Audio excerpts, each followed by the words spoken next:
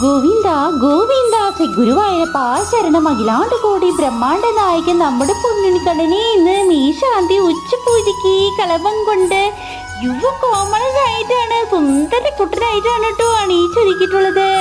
ശ്രീരകത്ത് അതും ഗുരുവായൂരപ്പന്റെ ചന്തം കൂടി വരികയാണ്. ദിവസം തോറും ഗോപികുമാർ ഇത് കണ്ടെടുക്കണില്ല ഉണ്ണിക്കുട്ടന്റെ ചന്തം കണ്ടിട്ട്.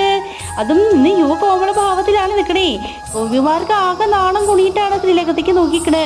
അതും മാണിക്കക്കണ്ട് നീട്ടി എഴുതിയിട്ടുണ്ട്, സ്വർണ്ണഗോപി തൊട്ടിട്ടുണ്ട്, കഴുത്തിലെ സ്വർണത്തിന്റെ മാങ്ങാമാല ധരിച്ചിട്ടുണ്ട്, മുലമുട്ടുമാല ധരിച്ചിട്ടുണ്ട്, വളയമാല ധരിച്ചിട്ടുണ്ട്, വെളുത്ത പൂവുകൊണ്ട് ഉണ്ടമാല ചന്തത്തിൽ ചാർത്തിയിരിക്കുന്നു. പൊന്നുണിക്കണ്ട ചന്തശ് കൂടിയിട്ടുണ്ട്.